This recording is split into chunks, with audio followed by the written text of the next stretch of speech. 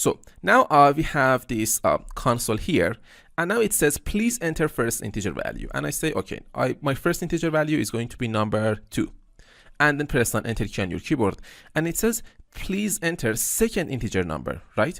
So here I actually again enter the value number 2, and then I just press on enter key on my keyboard, and it says 2 and 2 comma 2, and it says this is the number 2, the 2 is the same as 2, right? So this means that this if statement here is actually executed. This condition here is evaluated to true. The first number that we actually entered inside this console is actually number 2, right? And the second number that we actually also entered inside this console is also number 2. And this means that first number is equal to second number, right? So this means that it's gonna actually execute the codes that we have inside the curly braces of this if statement. So as you can see, it actually executed this line of code here, and you can see this value here. It says the 2 is the same as 2, right? But what happens if actually first number is not equal to second number? In that case, if this expression here inside the parentheses is evaluated to false, then in that specific case, this if statement here is not going to be executed. It is going to be skipped by the compiler. So let me actually run our application again. Just hold the control key on your keyboard down, and then press on F5 key here. So now you can see that we have please enter first integer value. So the first integer value is going to be number 10, and then press on enter key on your keyboard, and it's going to ask you to enter the second integer number. So the second integer value is going to be number 20, and then press on enter key on your keyboard, and it says 10, 20. And you can see that this line of code here is not executed by the program. So this means that this expression here is evaluated to false. This expression that we put here is evaluated to false. Why? Because the first number that we entered is number 10, so number 10.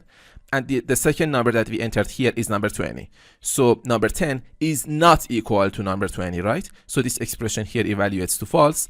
And this means that this if statement here is going to be skipped.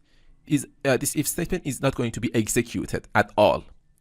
So let's create another if statement. So for example, after the ending curly brace of this if statement here, I can create another if statement. So notice that I am still inside this main method, right? I am still inside the curly braces of this main method. And after this if statement here, I can say if, and again, I can put a pair of parentheses here. And now I can say if first number is actually greater than second number. So now what I'm doing here I am actually using this actually greater than operator here. So I'm saying that if the value of the first number variable is actually greater than the value of the second number variable. So remember, variables are placeholders for data. When we actually create a variable, this means that we want to hold some data. And when I actually refer to the name of a variable, I am actually referring to the actual value of that variable. So first number holds a value, an integer value, right? But this is a variable that holds that value. And when I refer to that variable, this means I am referring to that actual value inside of this variable. So if first number is greater than second number, then I can actually open and close this if statement by using these curly braces. And inside the curly braces, I can say console dot write line, and inside the parentheses, I can actually again use $, because I want to use string interpolation expression. I must use $, and then I put 2 quotes, and here I can say the number 1. So I put a pair of curly braces here, and inside the curly braces, I actually refer to the name of the first number. The first number is greater than. So again, I put up another pair of curly braces here. So inside the curly braces, now I can refer to the name of the second number variable is greater than second number. So let me close this output area here. So at the end of my statement, I need to put a semicolon.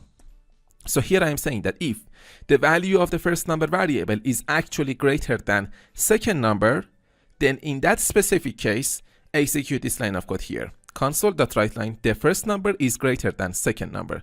So let's run our application. So just hold the control key on your keyboard down and then press on F5 key on your keyboard.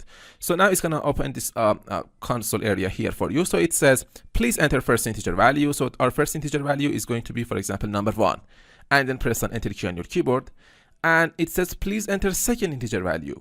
So I'm going to actually enter number 5 this time. And then press on enter key on your keyboard. And it says number 1.5, number 1, comma 5. And it says press any key to continue. So what does this mean? This means that this if statement here is not executed. Why? Because the first integer value that we entered is actually number 1, right? So number 1 here. And then the second integer value that we entered is number 5. So number 1 is not greater than number 5, right? So this expression here evaluates to false. And this means that it's not going to actually execute this if statement.